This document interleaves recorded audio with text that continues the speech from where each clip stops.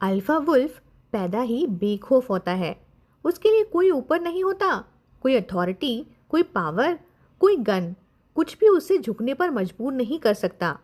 सिर्फ एक चीज़ होती है जो उसका सर झुका सकती है, और वो है उसका जिंदगी भर का इकलौता पार्टनर। ही जाओ अपने लवर की बेइज्जती देखने से पहले मर जाना ज़्यादा बेहतर समझता था।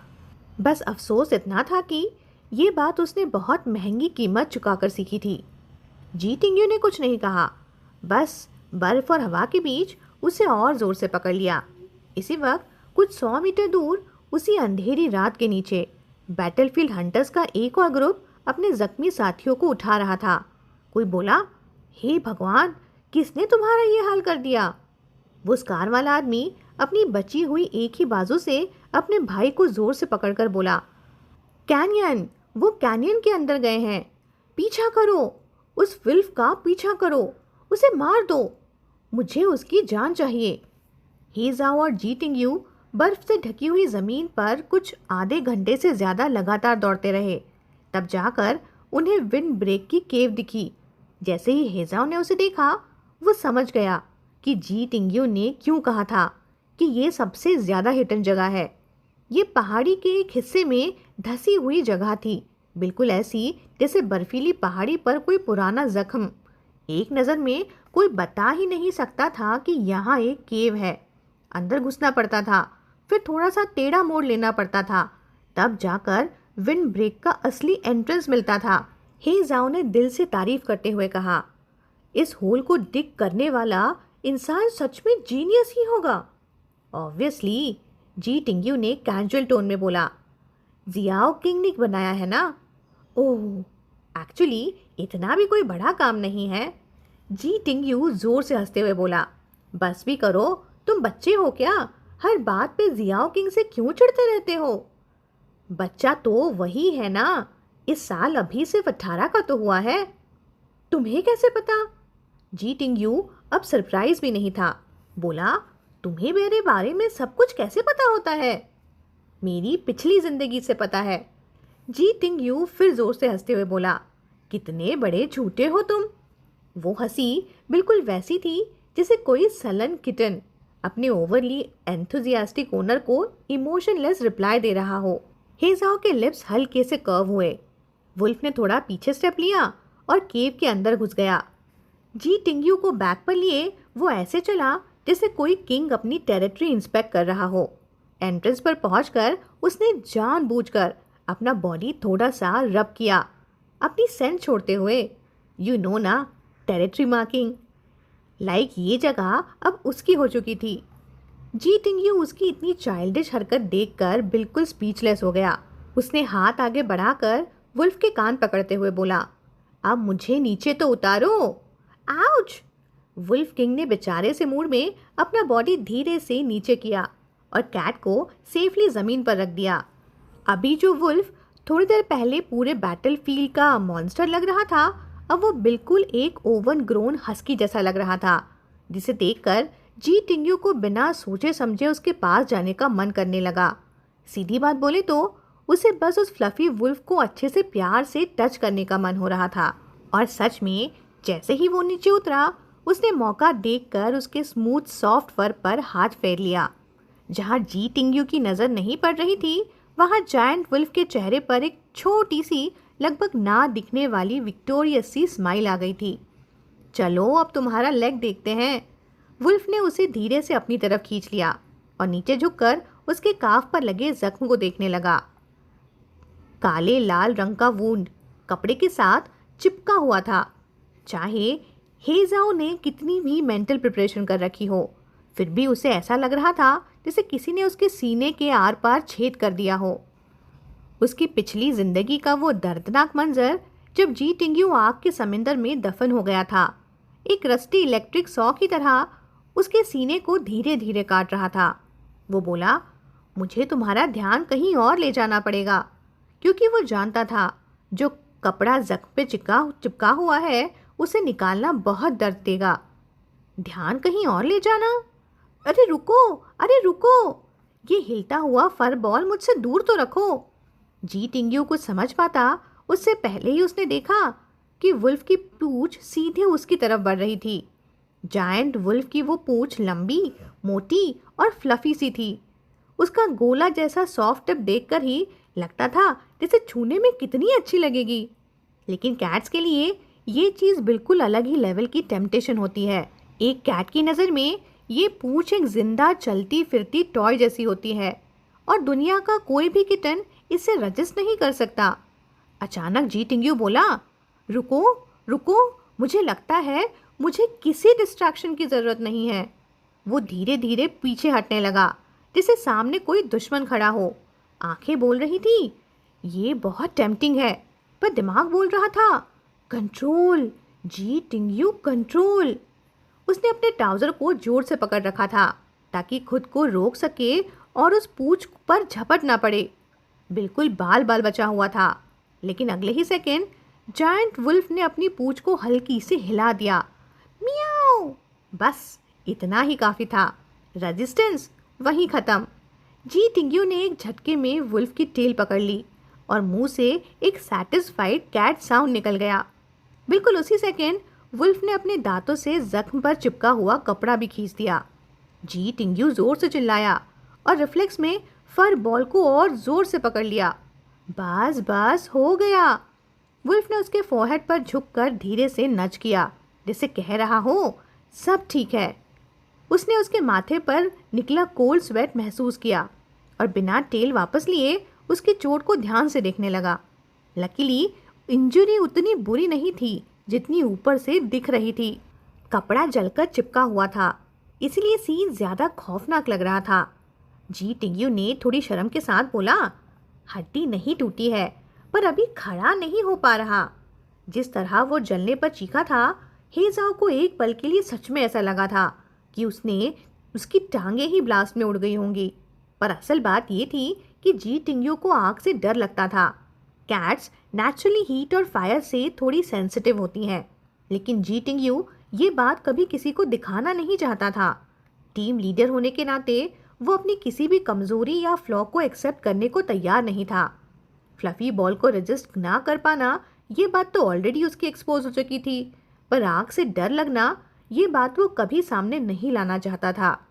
लेकिन हे जाओ को तो सब पहले से ही पता था ना, क्योंकि दोनों जिंदगियों को मिलाकर उसका सबसे बड़ा दुख यही था कि जी टिंग्यू आग से इतना डरता था और फिर भी उसने ही उसे आग में जलकर मरने दिया था। बर्निंग डेथ सबसे क्रूएल मौत होती है और एक कैट के लिए ये सोचना भी रूह को काट देता है। सब कुछ जलकर सिर्फ राख बन गया था। एक इंसान की पूरी जिंदगी, एक फिजिकल एग्जिस्टेंस बस धुओं की तरह हवा में उलझ गई और पीछे सिर्फ एक चीज बची थी, वो छोटा सा स्टोन जो कभी 50 युआन में खरीदा गया था।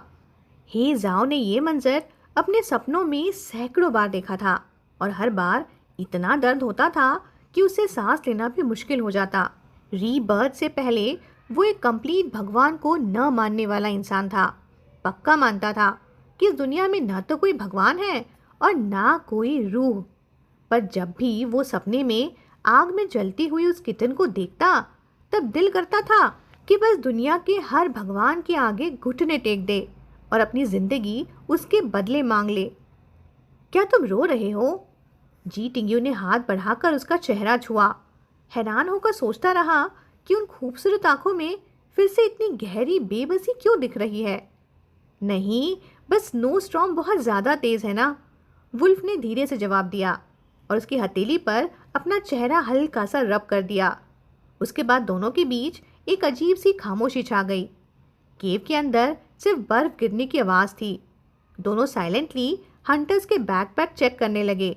मेडिसिन, बैंडेज, अगर कुछ भी काम का चीज़ मिल जाए। पर बदकिस्मती से एक भी मेडिसिन नहीं मिली। लेकिन किस्मत थोड़ी मेहरबान रही, क्योंकि जी टिंग्यू को कुछ और मिल गया था। उसकी आंखें अचानक चमक गई। बोला, अरे वाह, इन लोगों को पानी और चॉकलेट लाना भी याद था, और वो भी बिल्कुल अनओपन्ड। उसका गला रात भर की भाग दौड़, ठंड और डस्ट से बिल्कुल सूख चुका था। जैसे ही उसने बॉटल खोली और पहला घूंट लिया, ऐसा लगा जैसे उसकी बॉडी की हर ड्राई सेल फिर से जिंदा हो गई हो। ट्रेवन में खाई हुई सैल्मन तो कब की डाइजेस्ट हो चुकी थी। अब बस भूख, ठंड और थकान ही बची थी। मन तो कर रहा था कि पूरी बॉटल एक साथ ही खत्म कर दे, पर वो ऐसा नहीं कर सकता था। अभी भी उसके साथी जिंदा थे और उसे पता नहीं था कि कितनी देर तक वो यहाँ फंसा रहेगा। उसने बॉटल वुल्फ की तरफ बढ़ाते हुए बोला, लो, थोड़ा तुम भी पियो। वुल्फ ने सर हिला दिया, बोला, मैं ठीक हूँ, प्यास नहीं लगी मुझे। झूठ मत बोलो, कैसे प्यास नहीं लगी? जी टिंग्यू ने तुरंत कहा, अभी सेल्फलेस बनने का टाइम नहीं है, दोनों को एनर्जी चाहिए। वो डर गया था कि कहीं हे जाओ फिर से मना ना कर दे, इसलिए सीधा उसने जायंट वुल्फ का मुंह खोला और बॉटल अंदर घुसा दी। हे जाओ बिल्कुल रेडी नहीं था और अगले ही सेकेंड पानी लेफ्ट साइड से अंदर और राइट साइड से बाहर। तुम्हारे मुंह में स्ट्रॉ लगा हुआ है क्या? जी टिंग्यू ने हैरान होकर पूछा। हे जाओ भी थोड़ा हेल्पलेस सा लग रहा था। बेचारा क्या करे, इसमें उसकी गलती ही क्या थी? वुल्व्स बिल्कुल कैट्स की तरह पानी लिक करके पीते हैं। सारा पानी बर्बाद हो गया ना, अब जब तुम्हें प्यास लगेगी तो क्या पियोगे? जी टिंग्यू ने ये बात गुस्से में नहीं कही थी, उसकी आवाज़ में सिर्फ फिक्र थी कि हे जाओ के लिए कुछ बचा ही नहीं। अपने हाथों पर गिरे पानी को देखकर उसे इतना दुख हुआ कि उसका दिल कर रहा था कि बस झुककर सारा पानी चाट ले, पर अगले ही पल किसी और ने ये काम उसके लिए कर दिया। जायंट वुल्फ ने धीरे से अपनी लंबी जीभ निकाली और जी टिंग्यू के हाथ पर फेर दी। वुल्फ की जीभ पर जो छोटे छोटे बार्ब्स होते हैं वो शार्प नहीं होते, पर फील बिल्कुल क्लियर होती है। जी टिंग्यू पूरा का पूरा फ्रीज हो गया, उसके दिमाग में जैसे शॉर्ट सर्किट हो गया हो। स्पाइन के थ्रू एक अजीब सी झंझनाहट दौड़ी, जैसे पूरी बॉडी गर्म ऑयल में फ्राई हो रही हो। हिलना तो दूर की बात, वो सांस लेना भी भूल गया। Hey, it's dirty, dirty, don't do it. उसने सर झुकाकर वुल्फ का हेड धकेलना चाहा, पर हे जाओ रुकने की बजाय और नीचे चला गया, सीधा उसके फोर आर्म तक। हे, ये क्या कर रहे हो? छोड़ो मुझे। एक्सप्लोजन की वजह से उसके हाथ पर छोटी छोटी चोटें थीं, पर जीभ उन पर लगी तो ऐसा लगा जैसे नमक छिड़क दिया गया हो। इस बार जी टिंग्यू सच में भड़क गया, उसकी हड्डियां तक जल कर रही थी। बोला, अभी के अभी रुक जाओ, वरना मैं तुम्हें सच में पीट दूंगा। तभी हे जाओ की आवाज़ ट्रांसलेटर से निकली, बोला, मैं तुम्हें डिसइंफेक्ट कर रहा हूँ। जी टिंग्यू रुक गया। जो दर्द तुम्हें महसूस हो रहा है ना, इसका मतलब वहाँ इन्फेक्शन लग रहा है। वुल्फ का सलाइवा नेचुरल डिसइंफेक्टेंट होता है। वाइल्ड वुल्फ्स भी अपने इंजरीज को ऐसे ही हील करते हैं। अगर राज जी टिंग्यू को इन्फेक्शन या फीवर हो गया तो स्नो माउंटेन में उसका बचना मुश्किल हो जाता। डिसइंफेक्टिंग? जी टिंग्यू ब्लैंक सा बोला। उसने वुल्फ की तरफ देखा, बिल्कुल सीरियस एक्सप्रेशन के साथ, और एक सेकंड में उसकी सारी एंगर हवा हो गई। पर तब तक बहुत लेट हो चुका था। हे जाओ ने मौका देकर अपना काम कंटिन्यू कर दिया। जी टिंग्यू जमीन पर ऑलमोस्ट पिंड था, शर्ट का कॉलर ऑलरेडी खुला हुआ। उसने जल्दी से जिप पकड़ी और बोला, अरे अरे, नीचे जाओगे क्या? मैं पूरा वाउंड से भरा हुआ हूँ, क्या मुझे पूरा ही पूरा क्लीन करोगे? बिल्कुल, थोड़ा सा हो या पूरा, फर्क ही क्या पड़ता है। हेजाओ का जवाब इतना सीरियस था कि जी टिंग्यू का दिमाग ही हैंग हो गया। मैं पर जैसे ही उसे याद आया, पर मैं एक ओमेगा हूँ, जैसे उसे अब याद आया हो कि उसकी भी अपनी कोई डिग्निटी है। जी टिंग्यू ने तुरंत वुल्फ को धकेल कर पीछे हट गया। हेजाओ बस उसे देखकर हल्का सा हंस दिया। जब भी जी टिंग्यू गुस्सा होता था, उसे देखकर उसका दिल और हल्का हो जाता था। तुम हंसने की हिम्मत कर रहे हो? जी टिंग्यू को समझ ही नहीं आ रहा था कि वुल्फ के चेहरे पर यह स्माइल दिख कैसे रही है। उसने आगे बढ़कर जोर से वुल्फ का मुंह पकड़ लिया, बोला, सच सच बताओ, तुम जानबूझकर मुझे टीज कर रहे हो ना? वुल्फ के चेहरे पर एक एक्सप्रेशन आया, जैसे बोल रहा हो, मैं तो शुरू से ही यही कर रहा था। जी टिंग्यू का गुस्सा और बढ़ गया। बोला, आज मेरी लेग इंजर्ड ना होती ना, तो मैं तुम्हें तुम्हारे सारे दांत ही तोड़ देता। तुम मुझसे इतना डरते हो? वुल्फ ने शांत आवाज में पूछा। डरना तो पड़ता ही है ना, इतने बड़े साइज के हो तुम। जी टिंग्यू फुल सेटिस्फाइड टोन में बोला, पर तुम्हें पता है ना, मैं तुम्हें कभी नुकसान नहीं पहुंचाऊंगा। इस बात पर वुल्फ ने धीरे से कहा, नोटिस किया तुमने, जब पहली बार तुमने मुझे बीस्ट फॉर्म में देखा था, तुम इतना डर गए थे कि मेरे मुंह से बाहर कूद जाना चाहते थे, और अब देखो तुम बिना किसी डर के मेरा चेहरा खींच रहे हो। ये बात सच थी। जी टिंग्यू खुद भी हैरान था कि मैं इस आदमी पर इतने जल्दी इतना भरोसा कैसे करने लगा। तुम काफ़ी लकी हो, तुम्हें तो फ्री में फ़ायदा मिल रहा है ना, उसने ऑकवर्ड सा जवाब दिया और वुल्फ का मुंह छोड़ दिया। तभी हेजाओ ने हल्का सा सर झुकाकर उसे नज़ करते हुए कहा, देखो चोट से फिर खून निकल रहा है। हेजाओ सच में उसके जख्म साफ करना चाहता था। इस बर्फीली रात में अगर उसे बुखार हो गया तो ये मौत का बुलावा बन सकता था। पता है, छोड़ दो। अरे इन्फेक्शन हो गया तो? जी टिंग्यू ने थोड़ी देर उसकी तरफ देखा और फिर बिल्कुल कैजुअली बोला, हो गया तो हो गया, मर जाऊंगा और क्या। हेजाओ ने उसकी तरफ हेल्पलेस नज़र से देखते हुए कहा, जियायू नाटक बंद करो। जी टिंग्यू पूरा डिफ्लेट हो गया, मन ही मन भड़क गया। बोला, नाटक? क्या मैं नाटक कर रहा हूँ? नाटक तो अभी अभी किसी और ने किया था। पर उसकी एक प्रॉब्लम थी कि वो हेजाओ की नज़रों को ज़्यादा देर फेस ही नहीं कर पाता था। जैसे ही वुल्फ ने उसकी तरफ देखता, ऐसा लगता जैसे स्किन पर आग लग रही हो। बिल्कुल वही फीलिंग जो थोड़ी देर पहले उसकी जीभ से हुई थी। फिर वो बोला, पहले अपनी आंखें हटाओ मुझसे। उसने सीधा हाथ बढ़ाकर वुल्फ का चेहरा साइड पर धकेल दिया, पर हेजाओ दोबारा सीधा हो गया और बिल्कुल शिद्दत से उसे देखने लगा। फिर बोला, मैंने तुम्हें बताया था ना, तुम्हें मेरी आंखें पसंद है। मैं चाहूँ तो ये हमेशा तुम्हें ही देखती रहेंगी। जी टिंग्यू का दिल एक सेकंड के लिए रुक गया, क्योंकि उसी सेकंड उसके दिमाग में ये चल रहा था कि हेजाओ के प्रोफाइल पोर्ट्रेट में एक और इमेज ऐड करनी पड़ेगी कि जायंट वुल्फ की आंखें सिर्फ मेरी ही परछाई दिखाती हैं। फिर जैसे हार मानकर जी टिंग्यू ने अपनी हथेली वुल्फ के चेहरे पर रखी और उसकी आंखों के किनारों को हल्के से छूते हुए बोला, सुन लो लिटिल वुल्फ, मैं मानता हूँ तुम्हारी ये दो बड़ी बड़ी ग्लास बॉल्स सच में सेक्सी हैं, और जब तुम असली रूप में आते हो तो ये रंग भी बदल लेती हैं। काफ़ी कूल लगता है। लेकिन जिस तरह तुम मुझे देखते हो ना, जिसे कभी भी कहीं भी मुझे पूरा स्ट्रिप कर देना चाहते हो, वो सच में थोड़ा परवर्ट टाइप लगता है।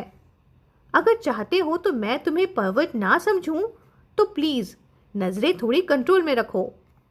हेजाओ ने बिल्कुल कामली रिप्लाई देते हुए कहा, काश सिर्फ देखने से ही तुम्हारे कपड़े उतर जाते। बस उस मोमेंट जी टिंग्यू के दिमाग में सिर्फ एक ही लाइन चल रही थी, ये सच में परवर्ट है, फुल सर्टिफाइड परवर्ट। उसका पूरा कमबैक वहीं के वहीं अटक गया। हेजाओ ने भी अपनी डिज़ायर उसके सामने बिल्कुल छुपाई ही नहीं। वैसे भी छुपाना मुश्किल था, पर अजीब बात यह थी कि हेजाओ का ये ब्लंटनेस उसे चीप या वल्गर बिल्कुल नहीं लग रहा था। शायद इसीलिए क्योंकि जितना बोल्ड वो बोलता था, उससे कहीं ज़्यादा वो उसे जेन्युइनली प्रोटेक्ट भी करता था। उसका टेम्परामेंट ही अलग था, पूरा ब्लड स्मोक और चाहोस में डूबा हुआ, फिर भी एक एलिगेंट शांत जेंटलमैन जैसा लगता था। हाँ, कभी कभी अजीब बातें बोल देता था, पर जब बात जी टिंग्यू की सेफ्टी की आती तो वो अपनी जान भी दांव पर लगा देता था।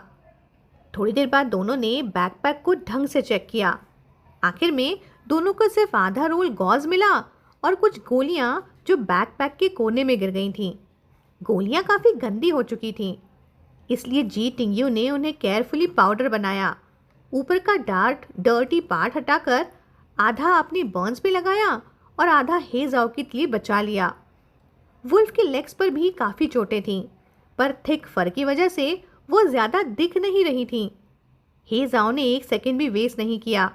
उसने मेडिसिन पाउडर यूज़ नहीं किया। उसने बस हल्के से अपना सर आगे बढ़ाया और सारा बचा हुआ पाउडर जी टिंग्यू के जख्म पर गिरा दिया। अपने लिए कुछ भी यूज़ नहीं किया। बस ये देखते ही धाप, जी टिंग्यू ने सीधा उसके चेहरे पर पंच ही मार दिया। अब तो उसे वुल्फ को पीटने की काफ़ी प्रैक्टिस हो गई थी। बैंडेज का एक छोटा सा टुकड़ा बचा था, पर जी टिंगयू अब जिद पे अड़ गया कि ये तुम्हारे लिए है। उसने वही गॉज उठाया, मेडिसिन पाउडर में भिगोया और हे जाओ के फ्रंट लेग्स पर लपेट दिया।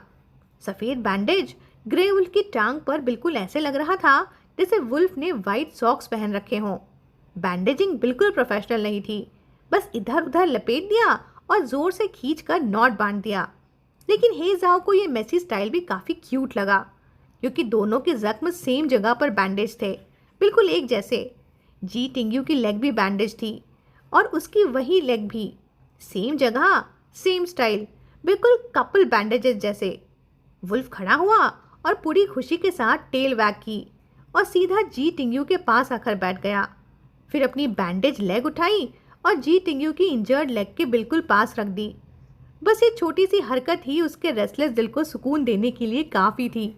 जी टिंगयू आंखें बंद करके सोने का नाटक कर रहा था, पर असली में छुप छुप कर वो ये सब देख रहा था। उसने दिमाग ही दिमाग में हेजाओ के प्रोफाइल में एक और लाइन ऐड कर दी कि ये बंदा कितना चाइल्डिश है। उसके दिमाग में एक शैतानी आइडिया आया कि अगर मैं अपना पैर अचानक से उसके पैर पे टकरा दूं तो क्या उसके चेहरे पर सरप्राइज या एम्बैरेसमेंट दिखेगा। लेकिन आखिर में उसने ऐसा कुछ नहीं किया। बस धीरे से उसने पूछा, वैसे तुम्हारा नाम क्या है? हे जाओ ने उल्टा सवाल किया, क्या तुम मुझे समझना चाहते हो? उस टोन में एक हिडन एक्साइटमेंट थी। किसी को समझना चाहना अक्सर पसंद करने की शुरुआत होती है। हे जाओ ऑलमोस्ट बेचैन हो गया था ये सवाल पूछने के लिए, पर जी टिंगयू ने तुरंत कूल रिप्लाई दे दिया। बोला, ज़्यादा इमोशनल मत बनो, मैं सिर्फ इसलिए पूछ रहा हूँ ताकि तुम्हें डांटना आसान हो। हे जाओ हल्की सी स्माइल के साथ बोला, ऑल राइट। वुल्फ ने थोड़ा सर साइड में झुकाया और सोचा। जी टिंगयू काफ़ी सालों से अब्रॉड में रहा था, ई चेंग के बिजनेस सर्कल से दूर, इसलिए नेचुरल था कि वो हे जाओ का चेहरा न पहचाने। पर हे जाओ को ये डर था कि कहीं जी टिंगयू ने हे जाओ का नाम सुना हो और ये न जानता हो कि वो हे जी फेंग का बेटा है। उसे डर था कि उसका सस्ता बाप उसके इमेज के पॉइंट्स न काट दे। तो उसने धीमी आवाज़ में बोला, डेमन। ये उसका इंग्लिश नाम था जो कभी उसकी माँ ने रखा था। उसकी माँ के गुजर जाने के बाद अब कोई उसे इस नाम से नहीं बुलाता था। जी टिंगयू ने दोहराया, डेमन? हे जाओ ने जानबूझकर ऐसे रिएक्ट किया जैसे सुना ही ना हो। डेमन? जी टिंगयू ने फिर से कहा, सही प्रोनाउंस किया ना मैंने? हे जाओ की आवाज़ सॉफ्ट हो गई। बोला, हाँ बिल्कुल सही, तुम्हारा प्रोनाउंसिएशन परफेक्ट है और काफ़ी अच्छा लगता है। उस मोमेंट हेजाओ को ऐसा लगा जैसे दुनिया का सबसे खूबसूरत नाम उसी का हो। वुल्फ ने सुकून से आंखें बंद की, वो भी पूरे सैटिस्फाइड एक्सप्रेशन के साथ।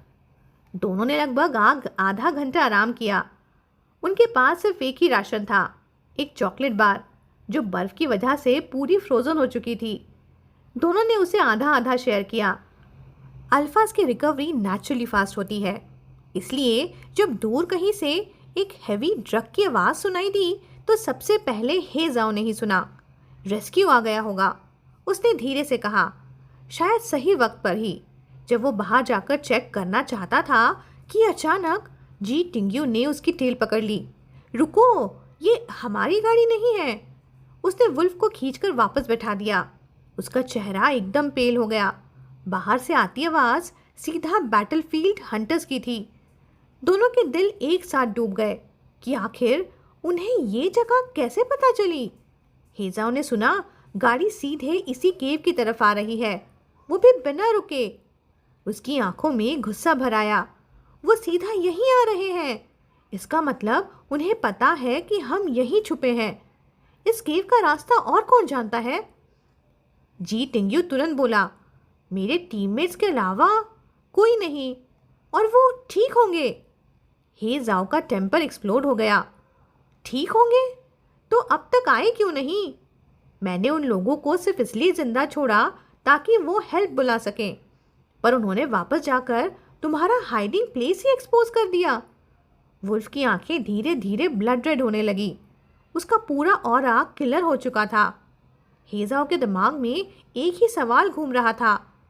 पिछली जिंदगी में भी जी टिंग्यू को अपने ही लोगों ने धोखा दिया था और वो बुरी तरह से मारा गया था। पर अब तो टीम रीशफल हो चुकी थी। पुरानी टीम में भी गड़बड़ हो सकती है। तो आज रात को कुछ हुआ? क्या ये सिर्फ एक छोटी कोइंसिडेंस थी? क्या किसी ने सब कुछ पहले से प्लान करके रखा था?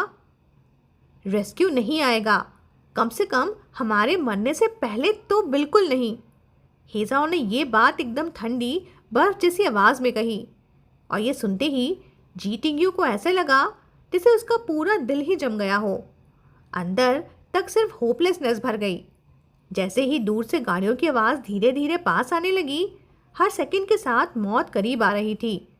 वुल्फ धीरे से उसके पास झुका, उसकी आंखों को प्यार से छुआ और धीमी आवाज़ में बोला, जियायू, मेरी बात सुनो। मैं बाहर जाकर उनका ध्यान भटकाऊंगा। तुम इस चाहूस का फ़ायदा उठाना और भाग जाना। दूसरे विंड ब्रेक्स पर भी मत जाना। किसी भी ऐसी जगह मत जाना जो तुम्हारे टीममेट्स को पता हो। बस बस बस भागते रहना जब तक तुम्हें लगे कि तुम सेफ हो। उसने एक छोटी सी बात और बोली कि मैंने चॉकलेट का आधा टुकड़ा नहीं खाया, वो तुम रख लो। नहीं, जी टिंग्यू ने शौक में चिल्लाते हुए कहा। डेमन, तुम ये क्या बोल रहे हो? उसकी आंखों में सिर्फ डिसबिलीफ था। मुझे अकेला छोड़कर मत जाओ। हीरो बनने की कोशिश मत करो। तुम जानते हो मैं वीक नहीं हूँ। मैं तुम्हारे साथ लड़ सकता हूँ। वुल्फ 2 कदम पीछे हो गया। बोला, नहीं डेमन, मैंने बोला ना, नहीं। उसकी आवाज़ पहली बार इतनी स्ट्रिक्ट थी। बोला, तुम जानते हो अगर वो तुम्हें पकड़ लें तो तुम्हारे साथ क्या होगा? वुल्फ ने अपनी आंखें ज़ोर से बंद की, जैसे अपने इमोशंस को रोकने की कोशिश कर रहा हो, और उसी पल एक ट्रांसपेरेंट आंसू उसकी आंखों से गिर गया। बिल्कुल ट्रांसपेरेंट, बिल्कुल सच्चा। सॉरी, आई एम सॉरी जियायू, मैं अपना प्रॉमिस फिर से तोड़ रहा हूँ। उसकी आवाज़ टूट रही थी। उसने अपने आप को दोष दिया। वो बहुत एरोगेंट हो गया था। उसने सोचा था कि टीममेट्स को पहले भेजकर और टाइम डिफरेंस का फ़ायदा उठाकर वो जी टिंग्यू को सेफ रख लेगा। पर उसने कभी ये एक्सपेक्ट नहीं किया था कि उन लोगों के साथ पहले ही कुछ गड़बड़ हो चुकी होगी। उसके दिमाग में एक ही थॉट घूम रहा था, क्या पिछली ज़िंदगी में भी जी टिंग्यू को ये सब पता था? क्या वो जानता था कि जिन लोगों के लिए वो अपनी टांगे, अपनी जान, अपने कान तक कुर्बान कर रहा था, वही लोग उसे मारना चाहते थे? जी टिंग्यू हमेशा अपने हर टीममेट को दिल से सच्चा समझता था, तो फिर उसकी ज़िंदगी में इतना धोखा क्यों लिखा गया था? हे जाओ को सच में समझ नहीं आ रहा था कि वो उसकी किस्मत कैसे बदले। इधर जी टिंग्यू भी पूरी तरह टूट रहा था। उसकी आंखें नम थीं, हाथ कांप रहे थे। वो हाथ फैलाकर हेल्पलेसली बोला, पर तुमने मुझसे एक ही प्रॉमिस किया था कि तुम इम्पल्सिव नहीं होगे। प्लीज़ डेमन, हम दोनों साथ में बाहर चलते हैं ना, तो शायद हम दोनों बच सकते हैं।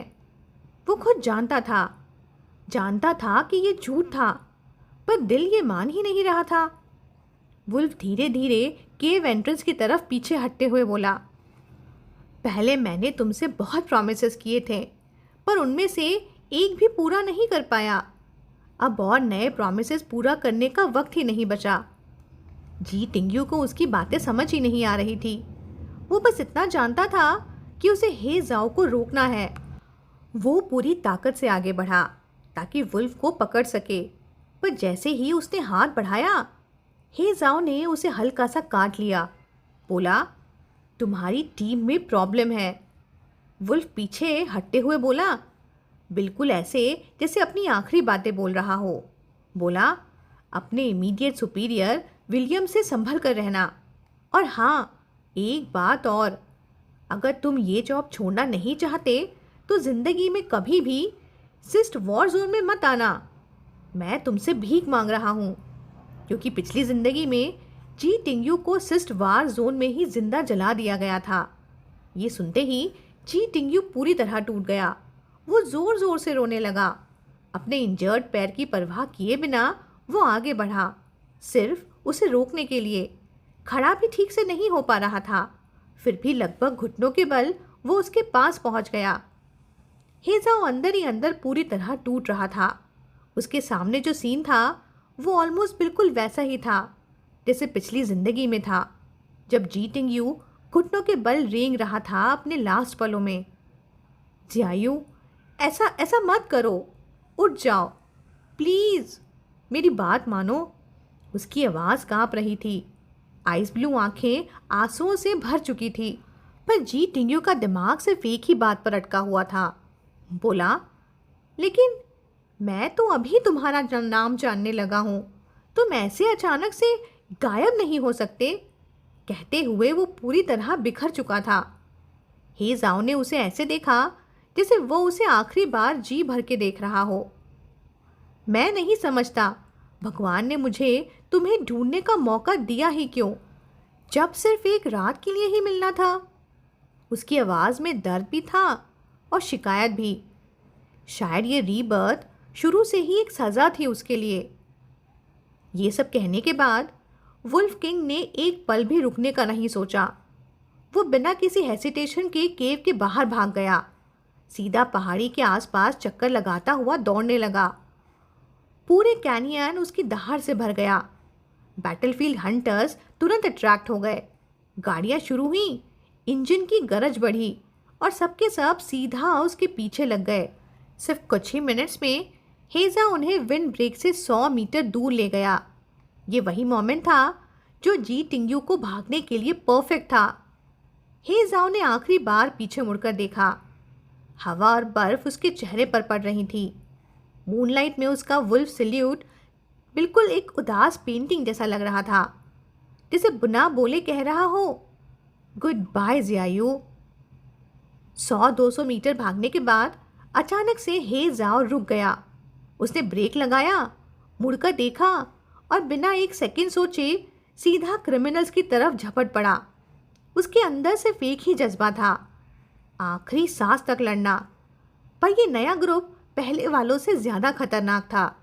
जैसे ही जायंट वुल्फ उनकी गाड़ी के बिल्कुल पास चार्ज करने वाला था, तभी बर्फ के नीचे से अचानक एक मोटी लोहे की चेन निकली।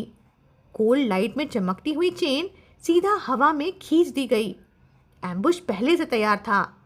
दो तरफ से लोग बर्फ के ढेरों से निकले, चेन को खींचकर वुल्फ के चारों पैर बांध दिए। एक झटके में पूरा वुल्फ जमीन पर पटक दिया गया। उसी वक्त गाड़ी के पीछे खड़ा एक गैंगस्टर हाथ में एक लंबी तलवार लिए हुए पूरी ताकत से आगे बढ़ा। कुछ मीटर दौड़कर सीधा वुल्फ पर वार कर दिया। एक दर्द भरी वुल्फ हाउल पूरे कैनियन को चीर गई। जायंट वुल्फ जमीन पर गिर गया। 2-3 बार लुढ़कता हुआ बर्फ पर घसीटता चला गया और आखिर में एक पत्थर से जा टकराया। जब वो वहां सिकुड़कर पड़ा था, बिल्कुल एक बुरे तरह से मारे गए शेर की तरह, उसके लेफ्ट एब्डोमेन में एक लंबी सफ़ेद तलवार लगी हुई थी। चोट काफ़ी गहरी थी। कुछ ही सेकंड्स लगे सफ़ेद ज़मीन को लाल समुंदर बनने में। पर इतना सब होने के बाद भी हे जाओ गिरा नहीं। उसने अपने 2 फ्रंट लेग ज़मीन पर टिकाए, दर्द से कांपते हुए खड़ा हुआ। तलवार जो उसके मूवमेंट को रोक रही थी, उसने एक जोर का झटका दिया और पत्थर पे टकराकर उसे गिरा दिया। पर वुल्फ किंग की आंखों में एक भी सेकंड के लिए डर नहीं था। वुल्फ किंग ने अपनी धुंधली हो रही आंखें खोली और सामने खड़े हंटर को बिल्कुल शांत नज़रों से देखा, बिल्कुल वैसे जैसे एक सोल्जर जो जानता हो कि वो जंग जीतकर वापस नहीं लौटेगा। पर वो फिर भी गिर नहीं सकता था, बिल्कुल नहीं। उसे बस एक ही काम करना था, जी टिंगयू के लिए वक्त खरीदना। तभी सामने खड़ा लीडर अल्फा बोला, तुम सच में काफ़ी ज़िद्दी हो। वो टाइगर फॉर्म में था, बहुत बड़ा और मजबूत। उसने वुल्फ को घूरते हुए कहा, तुम ही हो ना जिसने मेरे साथी को पहले नुकसान पहुंचाया था। हे जाओ ने बिल्कुल कोई रिएक्शन नहीं दिया, ना उसे देखा ना रिएक्ट किया। लाल कपड़ों वाला आदमी हंस दिया, बोला, सच बोलूं, कोई और वक्त होता ना तो मैं तुझ जैसे फाइटर की इज्जत करता, पर आज रात तेरी किस्मत अच्छी नहीं है। उसके ये बोलते ही कई हंटर्स वुल्फ को चारों तरफ से घेर चुके थे, हाथों में लोहे के डंडे, चेन्स और हथियार। उनका इरादा साफ था, वुल्फ को गिराना। स्नोई माउंटेन्स में ये लोग अपने आप को सबसे ताकतवर समझते थे, और आज उनके सामने एक ऐसा दुश्मन था जो अकेला होने के बावजूद उन्हें डरा रहा था। लाल कपड़ों वाला आदमी वुल्फ के मजबूत पैरों को देखते हुए बोला, मेरा भाई बोल रहा था तुझे जिंदा नहीं छोड़ने को। पर इस पूरे तमाशे के बीच हेजाओ बिल्कुल शांत था। उसकी नज़र सीधी, ठंडी और गुस्से से भरी हुई, जैसे बर्फ का झरना 10,000 मीटर से गिर रहा हो। लाल कपड़ों वाला आदमी समझ गया कि वुल्फ को अपनी परवाह ही नहीं। उसने एक एविल स्माइल के साथ बोला, तू अपनी नहीं, सिर्फ उसकी परवाह करता है ना? उसने विंड ब्रेक केव की तरफ इशारा करते हुए कहा, तू तू उसकी परवाह करता है ना? वही तेरा ओमेगा है। ये सुनते ही वुल्फ के पंजे बर्फ में और गहरे धंस गए। लीडर तुरंत समझ गया, उसका अंदाजा सही था। बुरा लगता है ना बोलने में, पर आज रात उसके साथ भी अच्छा नहीं होगा। बहुत टाइम हो गया किसी फ्रेश ओमेगा को हाथ लगाए हुए। उसने जानबूझकर हेजाओ को भड़काने के लिए कहा, हम उसे पकड़ कर लाएंगे और उसके साथ खूब मज़े करेंगे। उसके बाद तू मरना चाहता है क्या? उसके सेंटेंस खत्म करने के पहले ही जायंट वुल्फ ने एक भयानक दहाड़ मारी। एक ही झटके में हवा में उछला और सीधा उस अल्फा पर झपट पड़ा। पर लाल कपड़ों वाला आदमी पहले से रेडी था। उसने जोर से चीख कर ऑर्डर दिया, गुस्सा आ गया है इसे, चेन डालो। एक बार फिर बर्फ के अंदर से वही भारी लोहे की चेन हवा में उछाल दी गई। इस बार भी उनका प्लान वही था, वुल्फ को जकड़ना, रोक देना, खत्म कर देना। गुस्सा और पागलपन से भरे वुल्फ के सामने हंटर्स का प्लान एक बार फिर फेल हो गया। जैसे ही चेन हवा में उछाली गई, हेजाओ पहले से ही रेडी था। उसने सीधा अपना मुंह खोला और पूरी ताकत से चेन को काट लिया। फिर एक झटके में चेन को इधर उधर खींच दिया। बैंग! दोनों तरफ चेन पकड़े वाले लोग आपस में ही टकरा गए। पर वुल्फ यही नहीं रुका। उसके पंजे बर्फ पर बिजली की तरह चले और अगले ही पल उसने सामने वाले 2 लोगों को पीछे धकेल दिया। तीसरा आदमी उसके रास्ते में आया, पर वुल्फ ने बिना रुके उसे गिरा दिया और सीधा रेड कपड़ों वाले लीडर की तरफ लपका। पूरे स्नो माउंटेन में सिर्फ 2 ही आवाज़ें गूंज रही थी, दर्द भरी चीखें और हैरत भरी सांसें। ये सब इतना अचानक हुआ कि बाकी हंटर्स हिल भी नहीं पाए। उनके पास नंबर्स का एडवांटेज था, पर हिम्मत ज़ीरो, क्योंकि उनके सामने अब सिर्फ एक वुल्फ नहीं था, बल्कि एक ऐसा दरिंदा था जो सीधा यामा के दरबार से निकल कर आया हो, खून से लथपथ पर बिल्कुल ना झुकने वाला। और सच कहें तो इस वक्त हेजाओ एक जीते जागते तूफान जैसा लग रहा था। वो एक ऐसा आदमी था जो एक बार मर चुका था और दोबारा सिर्फ एक ही मकसद के साथ लौटा था, सिर्फ जी टिंग्यू को बचाने। अगर ऊपर वाले ने उसे सिर्फ कुछ आखिरी घंटे दिए थे, तो वो हर उन घंटों को जी टिंग्यू के नाम करने वाला था। उसके लिए हर गुजरता सेकंड कीमत रखता था। जितनी देर वो खुद को संभाल के रखेगा, उतनी ही देर जी टिंग्यू के पास बचने की उम्मीद रहेगी। पर धीरे धीरे उसकी ताकत जवाब देने लगी। ये समझते ही हेजाओ किसी भी तरह उस टाइगर अल्फा को ख़त्म करना चाहता था। लाल कपड़ों वाले आदमी ने किसी तरह अपनी कमर से छुपा हुआ हथियार निकाला और सीधा वुल्फ पर वार कर दिया। खून चारों तरफ उड़ गया। हेजाओ दर्द से करहा उठा, अपना पेट कस के पकड़ा, पर तब तक देर हो चुकी थी। लाल कपड़ों वाले ने पूरी ताकत से उसे धक्का दिया। वुल्फ बर पर गिर गया। बाकी हंटर्स जो पहले डर गए थे, अब हिम्मत करके आगे बढ़े। उसने फिर उठने की कोशिश तो की, पर अब उसकी बॉडी अपनी लिमिट पर थी। लंबी रात, लगातार लड़ाई और पहले के जख्म सब एक साथ उस पर भारी पड़ रहे थे। हंटर्स अब फिर से हिम्मत पकड़ने लगे। उन्होंने मिलकर उसे रोकने की कोशिश की, चेन्स और डंडों से घेर लिया। वुल्फ को दूर धकेल दिया गया। वो बर्फ पर गिर गया, सांस फूली हुई, ताकत लगभग खत्म, और उसकी आंखें अब भी सिर्फ एक ही दिशा में थी, विंड ब्रेक केव की तरफ, उस जगह की तरफ जहां जी टिंग्यू छुपा था। जियायु, भाग जाओ, बस यही एक सोच उसके दिमाग में चल रही थी। तभी हंटर्स में से एक ने गाड़ी स्टार्ट की। उनका इरादा साफ था, वुल्फ को हमेशा के लिए रोक देना। हैवी ट्रक सीधा उसी की डायरेक्शन में बढ़ने लगा। हेजाओ ने अपनी आखिरी ताकत से सर उठाने की कोशिश की, पर बॉडी ने साथ छोड़ दिया। वो सिर्फ एक तरफ देख रहा था, विंड ब्रेक की तरफ। उसकी आंखों में सिर्फ एक ही दर्द भरी दुआ थी, प्लीज़ प्लीज़ जियाओ को बचा लेना। ट्रक करीब आ रहा था, और एक पल और सब कुछ खत्म हो सकता था। पर तभी अचानक एक काला साया स्नो स्लोप से लुढ़कता हुआ नीचे आया। एक छोटा पर डिटरमाइंड सा फिगर। बिल्कुल आखिरी पल पर वो साया उछला और हवा में एक आग बन गया। हंटर को सिर्फ एक ही आवाज़ सुनाई दी, दूर हट जाओ। जी टिंग्यू की जख्मी पर मजबूत आवाज़ पूरी वैली में गूंज गई। वो बिना डरे, बिना रुके सीधा गाड़ी की तरफ लपका। विंडशील्ड टूट गया। ड्राइवर को समझने का मौका तक नहीं मिला। जी टिंग्यू ने पूरी ताकत लगाकर उसे रोक दिया। गाड़ी रुक गई। बाकी क्रिमिनल्स बस देखते रह गए, समझ ही नहीं पाए कि क्या हुआ। जी टिंग्यू ट्रक से कूदकर नीचे उतरा। उसका चेहरा थका हुआ था, पर आंखों में सिर्फ एक ही जज्बा था, हे जाओ को बचाना। दर्द से भरे पैरों के बावजूद वो सीधा वुल्फ की तरफ दौड़ा। किसने बोला था वापस आने को? हे जाओ ने दर्द और गुस्से में बोला। चुप रहो तुम, जी टिंग्यू ने आंसू और खून साफ करते हुए कहा। हीरो बनने का शौक सिर्फ तुम्हें ही नहीं है। उसने तुरंत अपना कोट उतारा, वुल्फ के जख्मों पर बैंडेज की तरह लपेट दिया।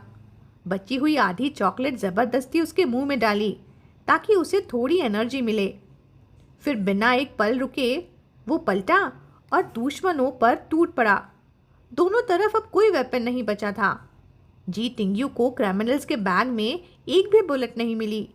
जो गन फायर पीछे कार चेस करते वक्त रुक गया था, वो इसीलिए क्योंकि उनका एमओ खत्म हो चुका था। स्कारफेस आदमी हो या वो नया रेड क्लोथ वाला लीडर, किसी के पास गन्स नहीं थी, बस नाइव्स, स्टिक और ब्लफ करने के लिए दिखावा। क्योंकि असली वेपन्स वाली गाड़ी तो पहले ही हेजा उड़ा चुका था। इस वक्त सिर्फ एक ही चीज़ मैटर करती थी, स्पीड। जी टिंग्यू को मालूम था, अगर उसने एक भी सेकेंड ज़्यादा सोचा तो सब कुछ खत्म हो जाएगा। इसलिए बिना रुके, बिना डरे वो सीधा भीड़ के बीच घुस गया।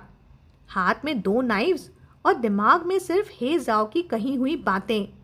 और तभी उसके कानों में हे जाओ की बातें गूंज पड़ी कि तुम लड़ाई में बहुत सीधे हो, इसलिए क्रिमिनल्स के सामने आसानी से मार खा जाते हो।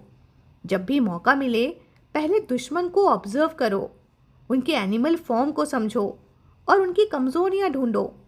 सबसे पहले उसके सामने आया एक अनस्टेबल बॉडी वाला हॉर्स अल्फा। जी टिंग्यू सीधा उसकी तरफ दौड़ा, फिर अचानक रुक गया। परफेक्ट टैकल की तरह उसके पैर स्वीप किए। अचानक गिरे हुए एनिमी को संभलने का मौका तक नहीं मिला। अगले ही पल जी टिंग्यू ने फुल कंट्रोल के साथ मूव कंप्लीट किया। एक स्विफ्ट अटैक और रास्ता साफ।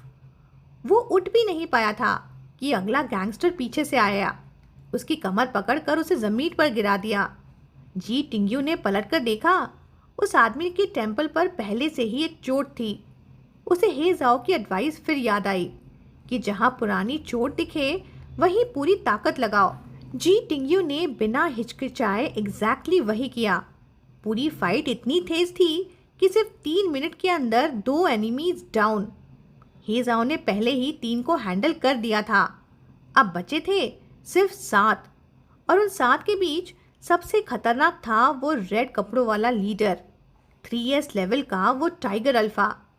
वो हंसी उड़ाकर टॉन्ट मारते हुए बोला, वापस आने की हिम्मत कैसी हुई तेरी किड? जी टिंग्यू ने बिना जवाब दिए उस पर अटैक की कोशिश की, सीधा उसके पहले से इंजर्ड शोल्डर पर इस बार अपोनेंट अलग लेवल का था। एक ही सेकंड में उसने जी टिंग्यू के दोनों हाथ पीछे जकड़ लिए और सीधा उसके स्टमक पर एक पावरफुल पंच जड़ दिया। जी टिंग्यू लड़खड़ाया। दर्द इतना तेज था कि एक पल के लिए सांस ही रुक गई। तभी उसके कानों में फिर हे जाओ की आवाज़ गूंजी कि जिस दुश्मन को एक मूव में हरा नहीं सकते ना, उसके साथ डायरेक्ट फाइट मत लो, मौका देखकर एस्केप प्लान बनाओ। जी टिंग्यू जानता था ये वही एनिमी था जिससे वो शायद सीधा नहीं जीत सकता, पर इस बार वो पीछे हट भी नहीं सकता था। अगर वो भागा तो हे जाओ की सारी मेहनत बेकार हो जाती। 7 साल के बैटलफील्ड एक्सपीरियंस ने उसे एक चीज़ ज़रूर सिखाई थी, जब कोई रास्ता ना हो तो पूरी ताकत से सामना करो। जी टिंग्यू ने कुछ सेकंड सांस संभाली। उसने धीरे से मुंह का खून साफ किया। आंखों में डर नहीं, सिर्फ डिटर्मिनेशन था। लाल कपड़ों वाले आदमी ने हंसी उड़ाते हुए इशारा करते हुए कहा, कम हियर बेबी। अगले सेकंड जी टिंग्यू एकदम मूव हुआ, गाड़ी के सामने राइट साइड की तरफ दौड़ा, फुल स्पीड में जंप लिया, बिल्कुल एक ईगल की तरह। हवा में ही उसने अपने लेग बैग से डैगर निकाली और पूरी ताकत से सीधा रेड क्लॉथ मैन की तरफ फेंक दी। डैगर की ठंडी चमक सीधा रात को चीर कर निकली। रेड क्लॉथ आदमी ने स्नियर किया और आराम से लेफ्ट साइड डॉज कर गया। उसे लगा कि जी टिंग्यू उसके जाल में आ गया है, पर अगले ही सेकंड सब उल्टा हो गया। जी टिंग्यू जो राइट साइड गिरने वाला लग रहा था, अचानक पलटा, अपना पूरा जोर लगाया और फुल स्ट्रेंथ के साथ डाउनवर्ड अटैक किया। जी टिंग्यू ने एक पल भी वेस्ट नहीं किया। उसने तुरंत अपना डैगर उठाया और सीधा अगला स्ट्राइक नेक की तरफ टारगेट किया। लेकिन अपोनेंट भी कम नहीं था। उसने आधी टूटी हुई ब्रांच से जी टिंग्यू की लेग पकड़ी और जोर से एक तरफ स्विंग कर दिया। जी टिंग्यू सीधा स्नो में फेस डाउन गिर गया। अब सिचुएशन पल भर में बदल चुकी थी। पलटकर संभलने का भी मौका नहीं था, क्योंकि उसने अपनी शैडो में देखा कि रेड क्लॉथ मैन अपनी नाइफ ऊपर उठा चुका था और फुल फोर्स के साथ नीचे स्ट्राइक करने वाला था।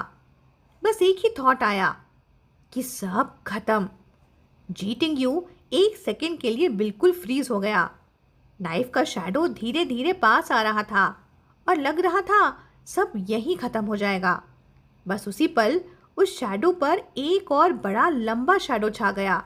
एक तेज हवा का झोंका उसके सर के ऊपर से गुजरा और अगले ही सेकंड पीछे से एक जबरदस्त इम्पैक्ट की आवाज आई। जी टिंग्यू ने पलट कर देखा। उसके सामने जायंट वुल्फ खड़ा था और उसके सामने गिरा पड़ा था वो रेड कपड़ों वाला आदमी। हेजाओ की आइसी ब्लू आंखें बिल्कुल डीमन की तरह चमक रही थी। उसकी आवाज़ ठंडी लेकिन भरी हुई। बोला, ये आखिरी नहीं होगा। पूरा एरिया एकदम खामोश हो गया। बचे हुए क्रिमिनल्स के चेहरे पर सिर्फ डर था। एक ने गुस्से और पैनिक में क्रोबार उठाई और चीखता हुआ आगे बढ़ा।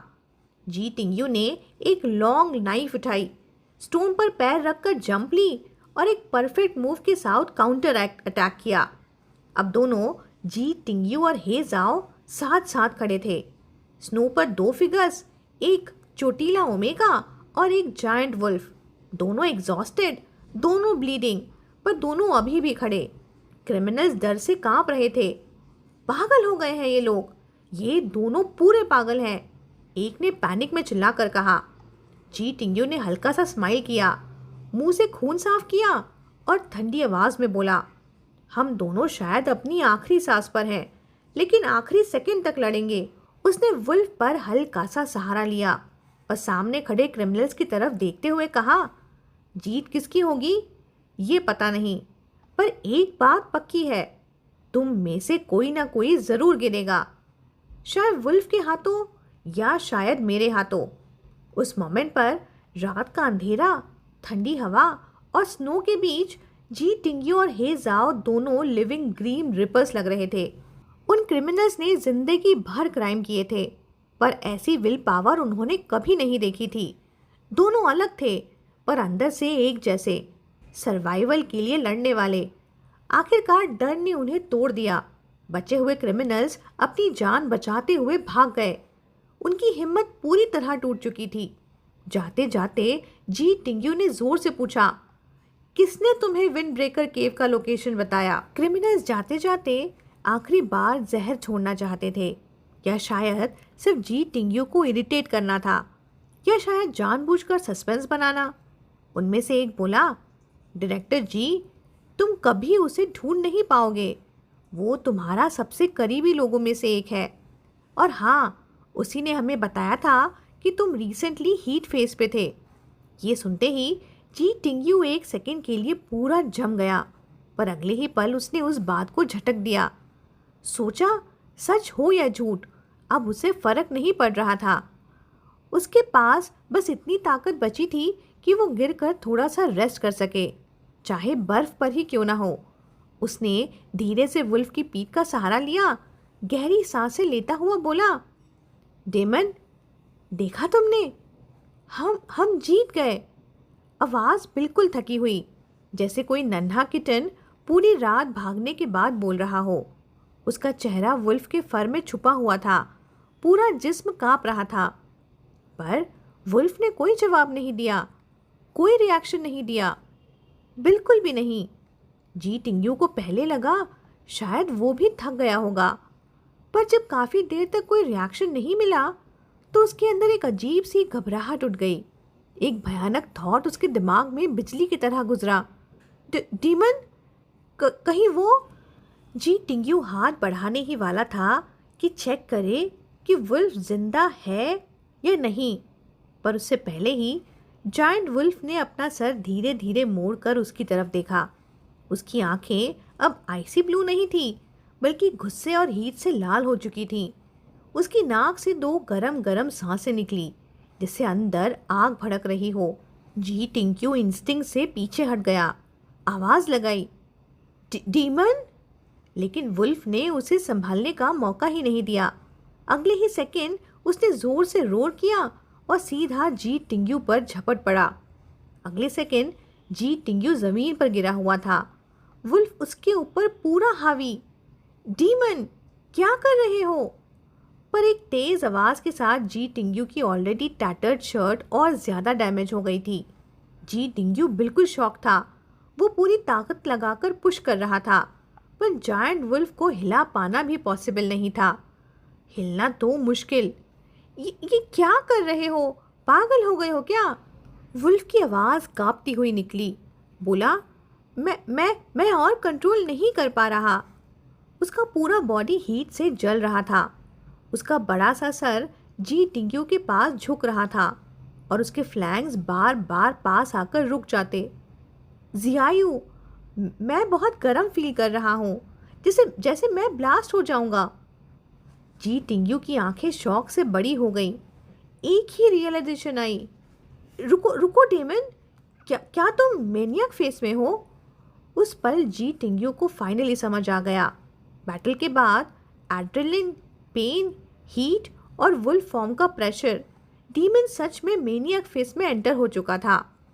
हे जाओ को बिल्कुल अंदाज़ा नहीं था कि मैनियक फेस असल में होता क्या है।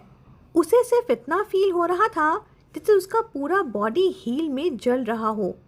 अंदर से उठती हुई वॉयलेंस, बेचैनी, गुस्सा सब मिलकर उसे सांस तक नहीं लेने दे रहे थे। It's hot, it's so hot. Giant wolf की आंखों से दो पतली पतली लाल धारियां बहने लगी। नाक से गर्म हवा ऐसे निकल रही थी जैसे भट्टी जल रही हो। उसके चेहरे और गर्दन के आसपास वेन्स इतनी टाइट हो चुकी थी कि लग रहा था जैसे अभी कभी भी वो फट जाएंगी। पूरा सीन सच में डरावना सपने जैसा लग रहा था। जी टिंग्यू ये सब देखकर बिल्कुल फ्रीज हो गया। उसने घबराकर पूछा, डीमन, तुम्हें क्या हो रहा है? तो तुम्हारी स्किन जैसे क्रैक हो रही है। पर हे जाओ को कुछ समझ ही नहीं आ रहा था। उसकी सेंसेस आउट ऑफ कंट्रोल हो चुकी थी। वो रेस्टलेस होकर इधर उधर मूव कर रहा था, जिससे पूरी बॉडी को संभाल पाना इम्पॉसिबल हो गया हो। जी टिंग्यू पूरी तरह पैनिक मोड में था। बोला, डीमन, प्लीज रुको, मैं हूँ। उसने डर के मारे ऑलमोस्ट प्लीड करते हुए कहा, मैं हूँ डेमन, प्लीज कंट्रोल करो, मुझे दर्द हो रहा है। ये सुनते ही जायंट वुल्फ एक सेकंड के लिए रुक गया, जैसे जी टिंग्यू का नाम सुनकर उसके दिमाग में थोड़ी सी क्लैरिटी वापस आ गई हो। और इसी मौके का फायदा उठाकर जी टिंग्यू ने खुद को संभाला। उसने जल्दी से पलट कर वुल्फ का सर पकड़ा और उसे अपनी तरफ खींच लिया। अगले ही पल जी टिंग्यू ने धीरे से उसके मजल पर एक सॉफ्ट सा टच दिया, बिल्कुल वैसे ही जिससे एक स्कैर्ड किटन अपने प्रोटेक्टर को शांत करने के लिए प्यार से रब करता है, और बोला, ओके डेमन, सब ठीक है, मैं हूँ। उसने अपना चेहरा वुल्फ के फर से लगा लिया, बोला, पागल मत बनो अब, मेरे पास बिल्कुल ताकत नहीं बची। जी टिंग्यू उसके सामने घुटनों पर बैठ गया, उसके गालों को धीरे धीरे हक किया और अपने चेहरा उसके मजल के पास रख दिया, बिल्कुल काम और कंफर्टिंग अंदाज में। उस पर जी टिंग्यू को अचानक टीम के एक नए अनोइंग डॉक्टर की बात याद आ गई थी कि बॉस, अगर कभी तुम्हारा पार्टनर कोई बड़ा वाइल्ड बीस्ट निकले और वर्स्ट केस में वो मैनियक फेस में हो, तो सबसे इफ़ेक्टिव तरीका उसे शांत करने का सिर्फ एक ही है। ना कोई दवा काम करेगी, ना लॉजिक, ना कहानियाँ, बस उसे काम अफेक्शन दिखाओ, क्योंकि अंदर से हर बीस्ट अल्फा बस एक बड़ा सा लॉयल डॉग ही होता है। उस वक्त तो जी टिंग्यू ने उस बात को बकवास समझा था, लेकिन अब जो वुल्फ अभी तक बिल्कुल आउट ऑफ कंट्रोल लग रहा था, वो अचानक एक ओबीडियंट बपी की तरह शांत हो गया। जी टिंग्यू को समझ ही नहीं आया कि वो रोए या हंसे। अगर मुझे पहले से पता होता ना कि तुम इतनी आसानी से शांत हो जाओगे, तो मेरी जान आधी निकलने से पहले ही ये कर लेता। वुल्फ अब एक ओबीडियंट पपी की तरह उसके पास सिमट गया। उसने गुस्से में वुल्फ का सर पकड़कर 2 बार हिलाया। हेजाओ बस कंफ्यूज सा विम्पर करता रहा, बिल्कुल एक गिल्ट फिल्ड पपी की तरह। अब क्या ड्रामा कर रहे हो?